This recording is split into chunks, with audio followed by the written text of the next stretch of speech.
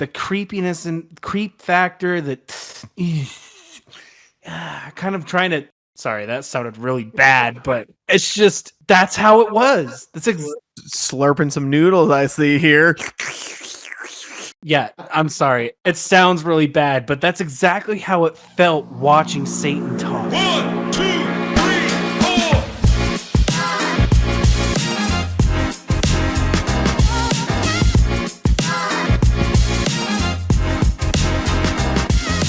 Welcome to Nerd Taku Podcast, where we watch it so you don't have to.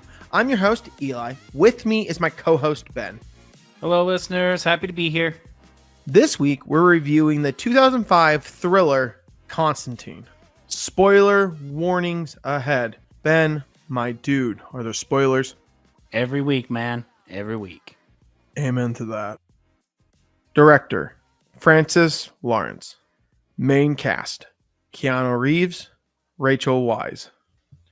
This 2005 film was very unconventional. It is a comic book from the DC universe, and it's more on the darker side. When I saw the trailer last week, dude, I was hyped. I don't know how you felt, but I was hyped for this one. It was just looked so dark and gritty and just had such potential. What were your initial thoughts when you saw the trailer? Oh, yeah, man. I was super excited for it. I read some of Constantine comics, so I was pretty excited to see that it was a live action film and it's got Keanu Reeves. So I was like, hey, why not? Can't be that bad, right? The trailer super hyped it, and then I went and watched it, and gotta say, I'm not disappointed.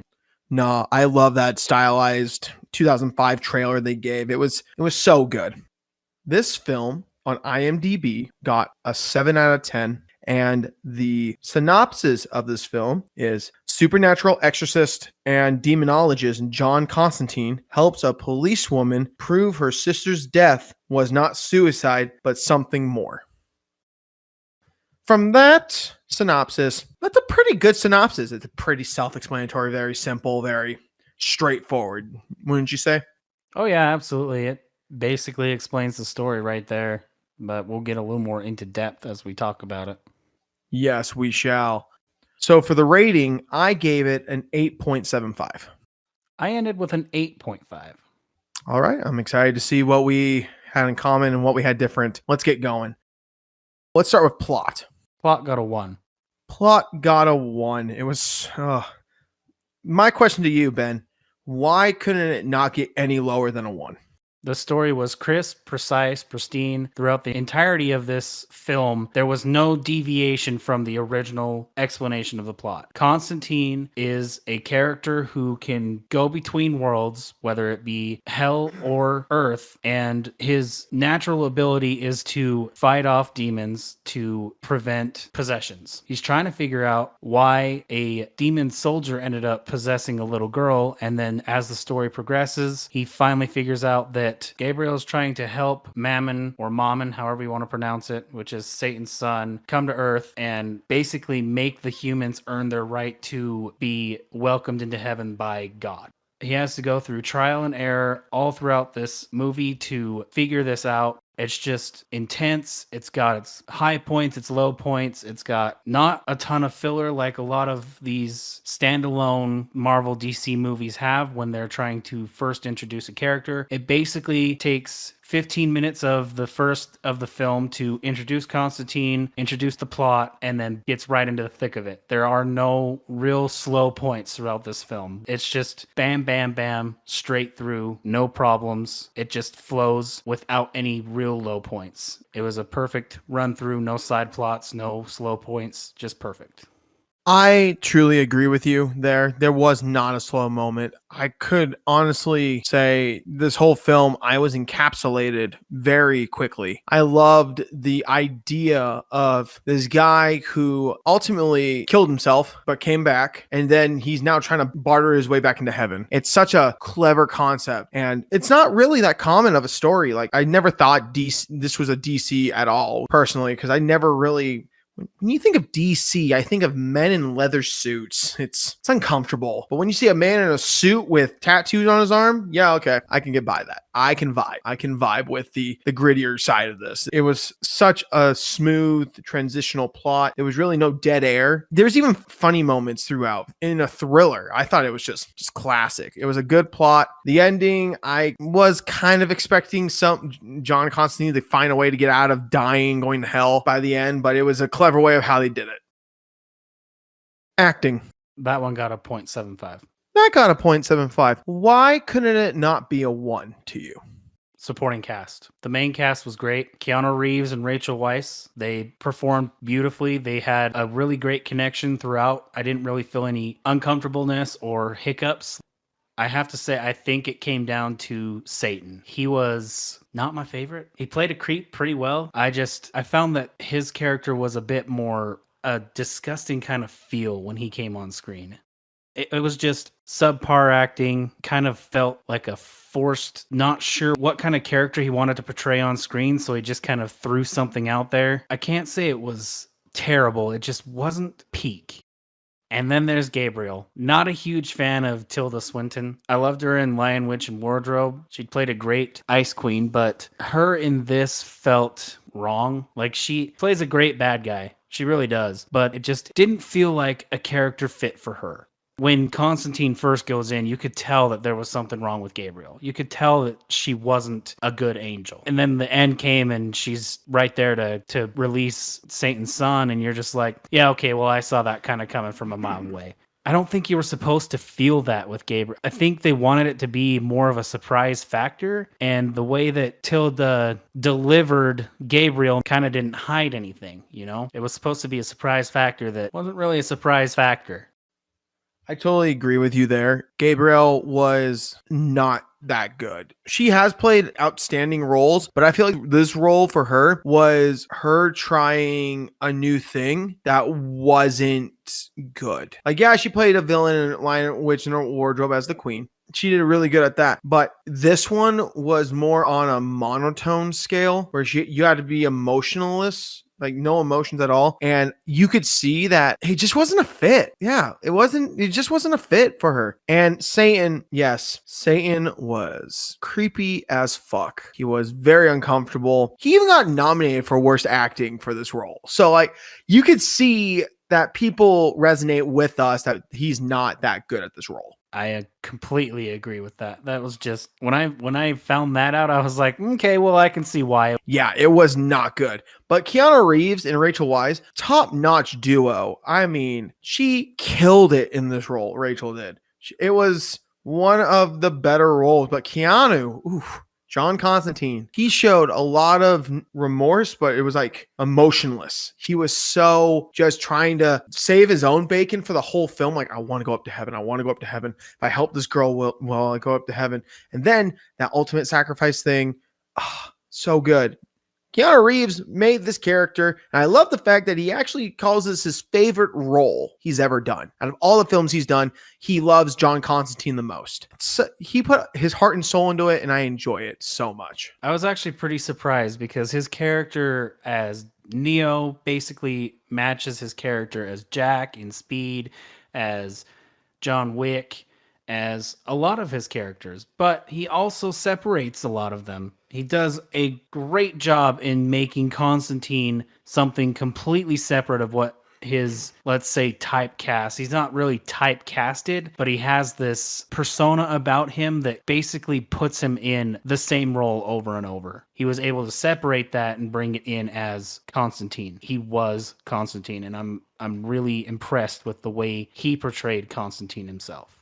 I couldn't say any way better. He is one of the better actors in this industry, and the way he portrayed Constantine, I wouldn't ask for anything different. It was so good.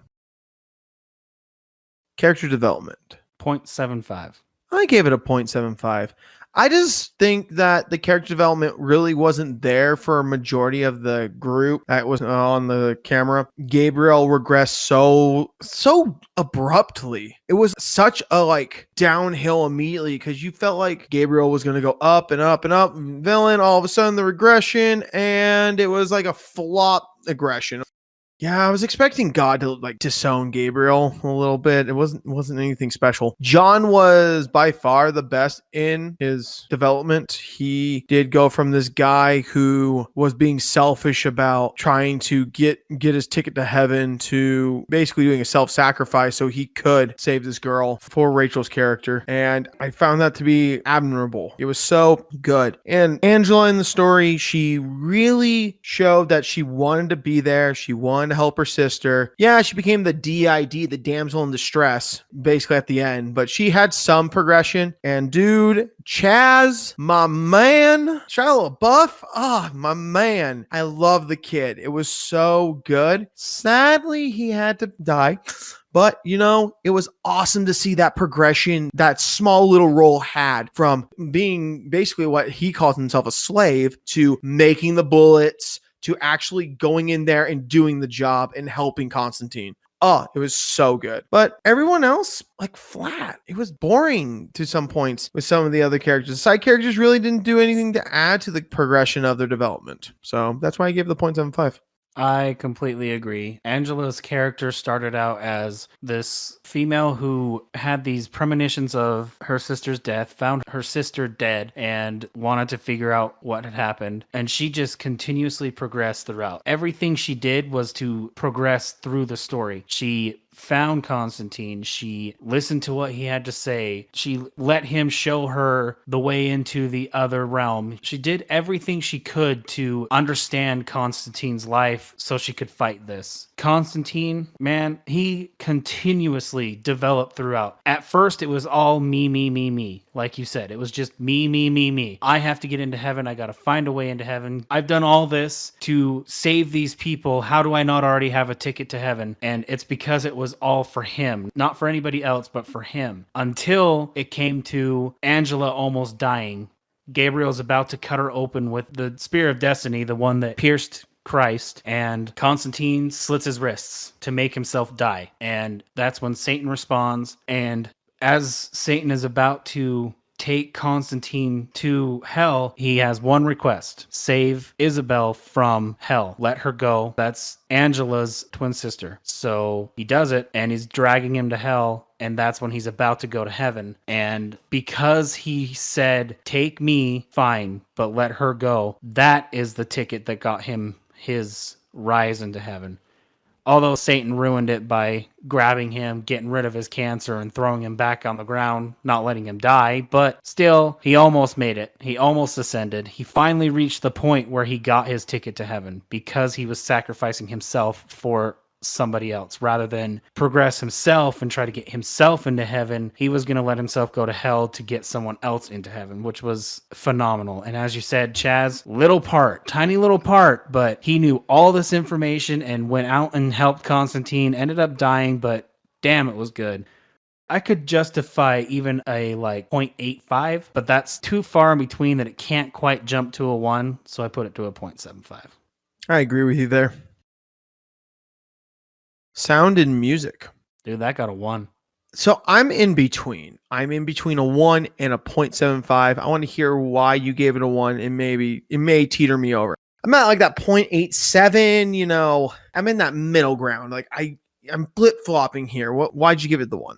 It's the intensity of the music, man. There were so many parts that music pulled you into that story. From the beginning, when Constantine first goes to get the demon out of the little girl, they're getting that mirror overhead and it's intensified. It's pulling you in. It's strong. Or there's when Constantine is saving Rachel from the hordes of flying demons that are coming in right before he lights the rag on his fists, and it's intensifying. All you hear is the music, the screeching of the demons. They're hiding in the corner, and he says, you might want to close your eyes. She's like, why? Won't suit yourself. Lights it up. Music goes boom, ba boom, boom. But it was strong enough to pull you in as he's killing all these freaking demons with the light. There's the intensity of Satan coming in. Gabriel's about to kill Angela. There were just so many scenes that this music lightened and became intensifying and matched the intensity they were trying to bring out from this movie into your soul. It connects you to the film enough to pull you in. I couldn't take my eyes off just because the music was strong enough to support what was happening at that time.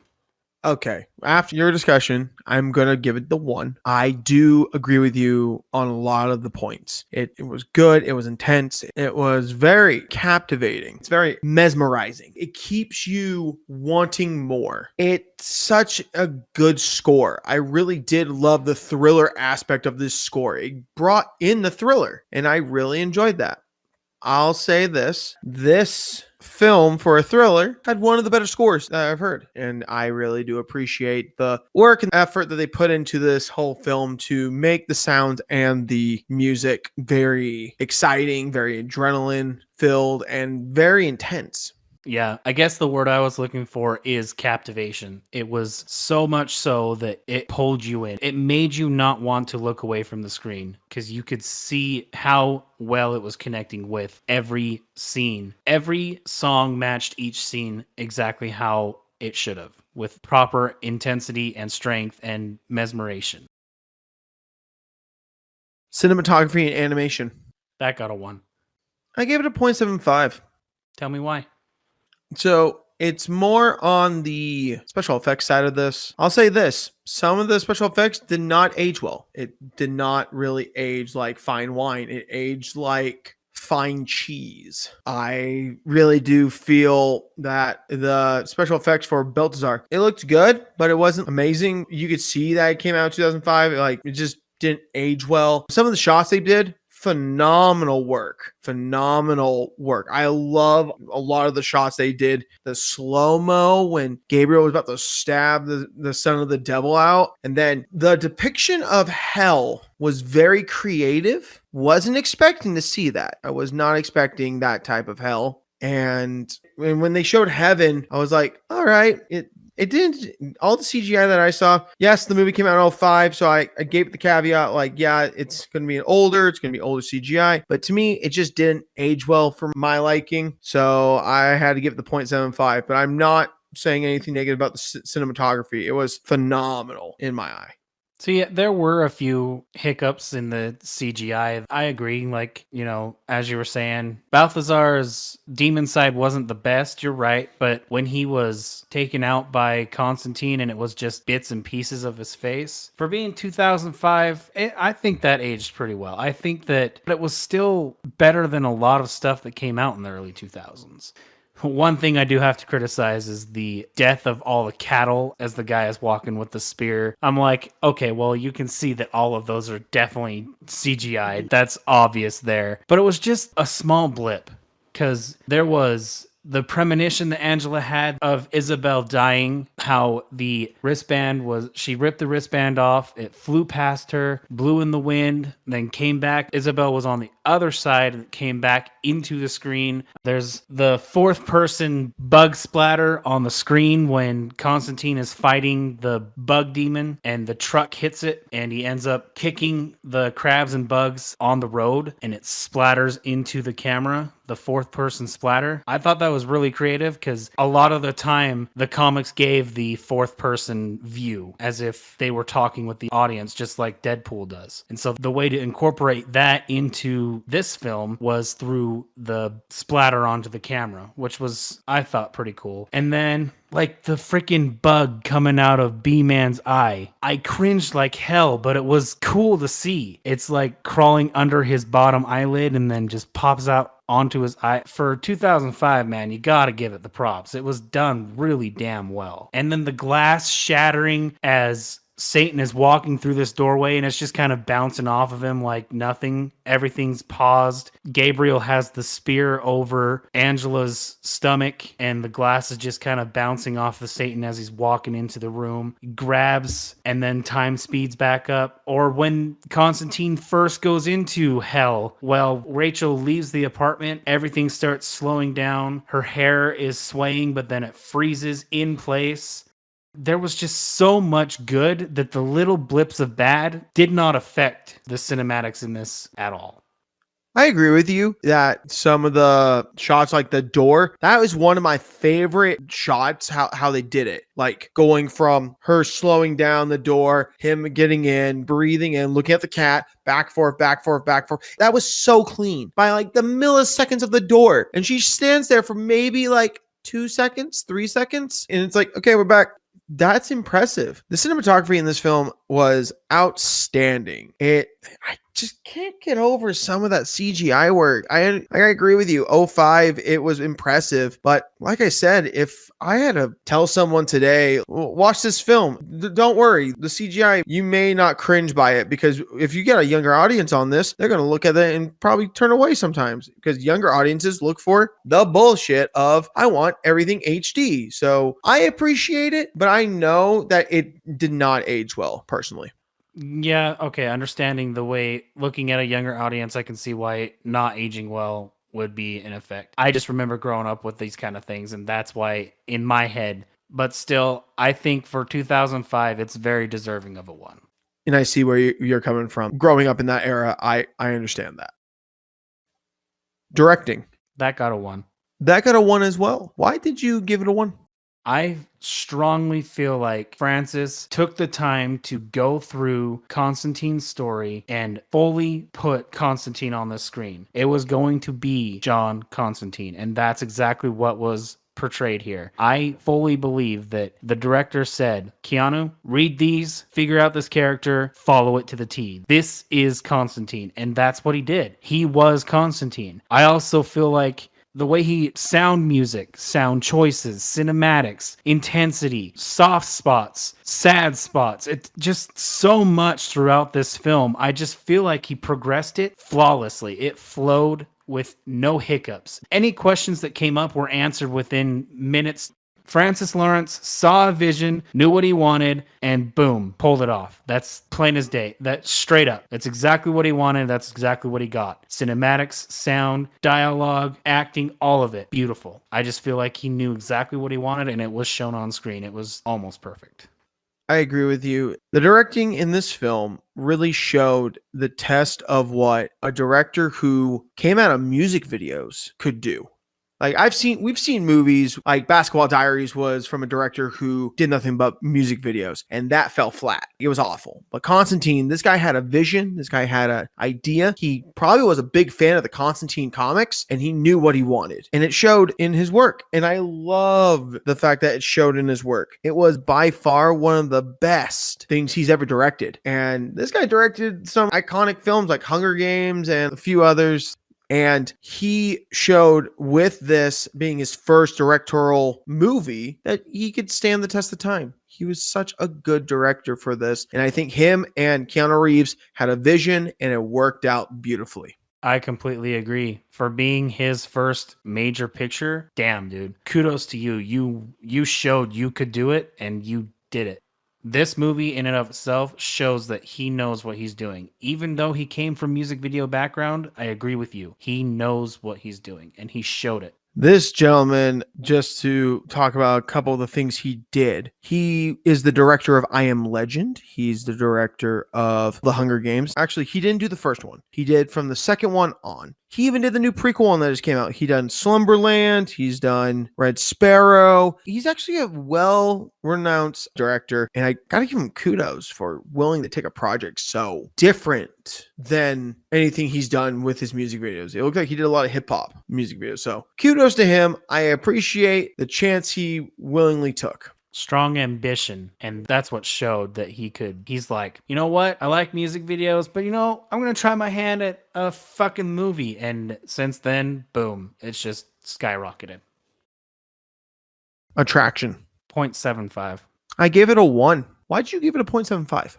Mainly because of the film as a whole. Great plot, really good acting, but not top tier. Character development, not 100%, and scenery, not a lot of scenery. We haven't gotten to that one yet, but I do like the comics. So I took this one specifically and compared it with comics and other Warner Brothers films that have to do with Constantine. And as far as this film goes, it matches exactly what I was expecting. It even goes beyond what I was expecting originally. But there's little few factors that as a whole, I can't fully support a 1. It's great film, great plot, music. Oh man, it was great. But there are those few factors that the attraction isn't quite a full one. If you're not fully attuned to the screen throughout the entire film, I don't think attraction gets a full one. And that's what I felt. Just few parts that kind of took my attention away from the screen.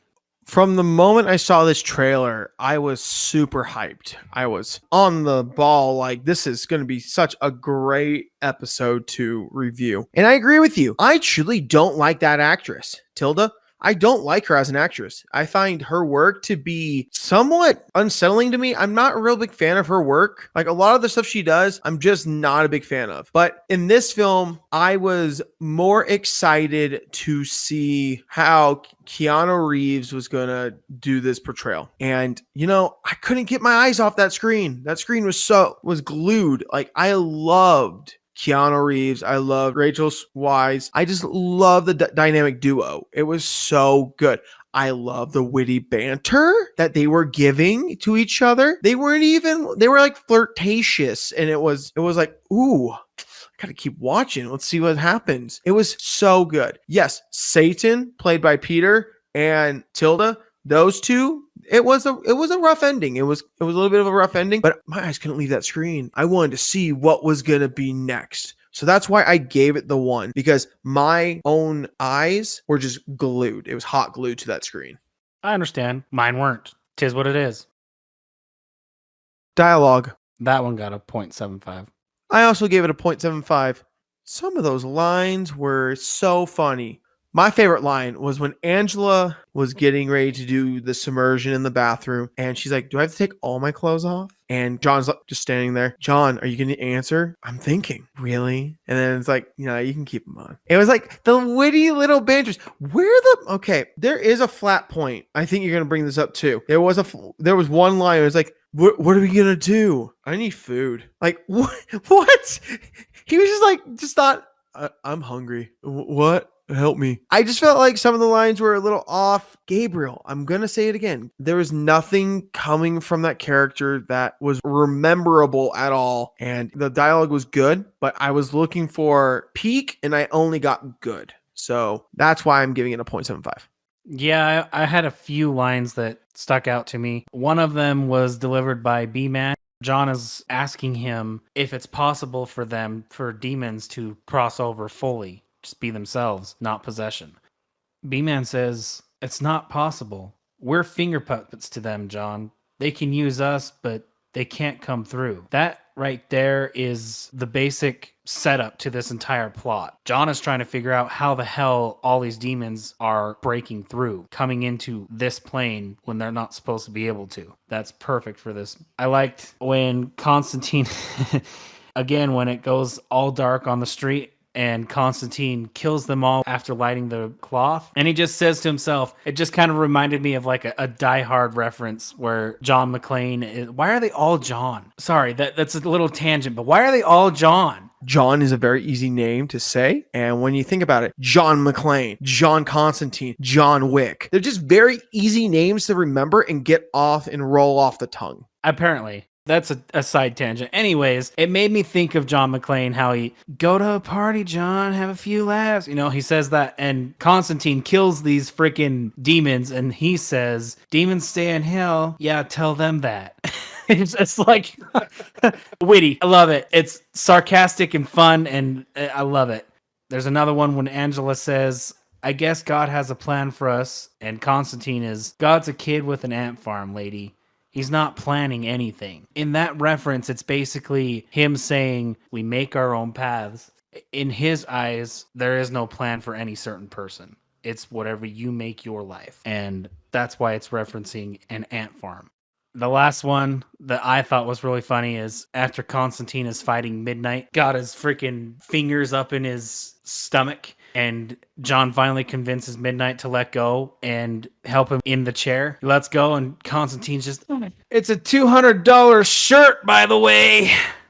I'm just like, okay, of course that's something you would say. Just get the last word out. There were some really good funny parts, some really witty parts. There were some great lines delivered, but Satan comes on screen, and he just, the creepiness and creep factor that... kind of trying to. Sorry, that sounded really bad, but it's just that's how it was. Slurping some noodles, I see here. Yeah, I'm sorry. It sounds really bad, but that's exactly how it felt watching Satan talk, watching Peter deliver his lines. It was just cringe factor galore. And he was like trying to be the Godfather without being the Godfather. It just the way he was delivering his lines. Am I not right? My dude, you don't give me the epiphanies right now. No, Ben, why? Why would you tell me that? Ah! But I'm right? It's exactly how it was. He was trying to portray kind of this Godfather figure. You come to me on the day of my daughter. That's exactly how it felt. That was delivered terribly. It could have been peak, like you said. It could have been peak. There could have been so much. But Gabriel comes on, Satan comes on, and it's lackluster. It falls just short of a perfect one. Just short. I like to just say your impersonation of the Godfather reminded me of a New Jersey dad trying to get laid. Dude, this guy, Satan was a New Jersey dad trying to get laid, but it was in like the creepy pedophile way where he's like, you come to me and then you're gonna die? Yeah. Dude, you're mixing up Hannibal Lecter and Godfather in the same. A nice Chianti. That's Jesus. That's what you got. You got Hannibal Lecter mixed with a little bit of a Godfather mixed with a New Jersey dad. What else do you want? Nothing. It's said perfectly. I brought in Godfather. You bring in fucking Hannibal Lecter. Then we get the mix. Boom. That's what Satan was portraying. That's what Peter was portraying. It was hard to watch that last 15, 20 minute spurt there at the end. Amen, brother. Amen. Scenery. 0.5. God damn, you can't give it justice. 0.75. Okay, let me hear why. For being a thriller, I do expect, I know you're going to say it. I know you're going to fucking say it, my guy. I expect the darker tones. I expect it in a thriller. If it's going to be angels and demons, I expect LA to look a little gloomy, a little dismal. I expect it to look like Matrix Revolution's green tile looking motherfucker. It was kind of in the aspect of, the scenery was a lot of buildings, a lot of rundown places. And to be honest, it gave a variety of spots. B-Man's office, you go up to the skyscraper, to that office building, you're going down to the hospital, the mental asylum, you go back to John's place. There's a variety of places to go. Even the bar with Midnight, his place, there's some variety. But yes, the darker tones in this needed to be there. But yes, there were some scenes where I felt like the tones in the scenes were just a little flat. The film really did well in the selection of locations. The tones weren't terrible. They weren't top notch, but they weren't terrible. So I give it the 0.75 because I truly did enjoy what they did for this movie. Don't get me wrong. I did enjoy the scenery. I just felt like it wasn't great. It wasn't bad. I had to go. They gave us a lot of shots. They got us even down into hell. That was intense. But I've seen when it comes to thrillers, the scenes can move in different places without being so dark. I agree. The dark tones for this specific film were needed. Yes. But there could have been more light as well. I don't know. I 50-50'd it. I didn't hate it. I didn't love it. I mean, I think I would lean more towards good. I think I would honestly put it at about a 0.6, 0.65, but that's still right in between 0.5 and 0.75. So I'm like, you know what? I'm just going to sit right on the freaking fence pole. I ain't going to say yes. I ain't going to say no. I'm just going to right in the middle. Good enough for me. I bet you were a bitch about the scene where everyone's in the room getting wet, all those demons, and the shots from the gun, it was too dark in there, wasn't it? Wasn't it? That was one of the scenes that you didn't like the darkness in. No, that was actually one of the scenes I did like the darkness in. What scene did you not like? Explain that to me. What scene did you not like the tones in it? I would throw it at the first time that the spear holder jumps the fence and walks across the field with all the cattle. It was an interesting tone there. I understand that it was death and destruction, killing all the cattle as he's walking by, but it was dark and gray and red. I couldn't get quite past it. One thing I want to point out before you continue, I like the fact they shot this in LA, Los Angeles, the city of angels. And when you have all that red around you, I feel like it's trying to represent that hell's around this city that John Constantine's in. So hell is trying to consume LA in a sense, because Los Angeles, city of angels. I think the colors there, I did think that was a little gimmicky with the cows when they all died. I really did think the scenery was well justified in with those tones, as you said, but I think the city of angels thing is kind of a coincidence more or less, but I liked it. Yeah, I hear you on the hell kind of connecting with the city there. Like I said, I didn't hate it. I didn't like it. It just, for a thriller, the scenery wasn't exciting enough to pull me in. Finally, recommend. That got a 1. I gave it a 1 as well. For someone like me who does not like the superhero type movies, I don't like the tropes, I don't like any of that highs and lows and the hero trope, I really did thoroughly enjoy this experience. I really enjoyed this thriller. It was actually a really good story. I would love to actually probably sit down and read the comic. I wouldn't say that much, but I really enjoyed this film. I say to people, if you like a good thriller, something that it really wasn't an edge on your seat story to me, but it was good. It was a good story, good premise, good plot, good cinematography. I thoroughly enjoy it. I highly recommend giving it a shot because rumor has it Keanu Reeves is trying to get a second Constantine movie out. And if that does happen, I'll be even more pumped. But until then, this is what I say. Highly recommend, give it a shot. I 100% say go watch this. If you didn't know that this was a comic movie, it wouldn't even matter. It just doesn't have that feel of DC or Marvel. It is so out there, so different, not what you're expecting from a hero film, that it just doesn't seem like it has any place in DC at all. But it is.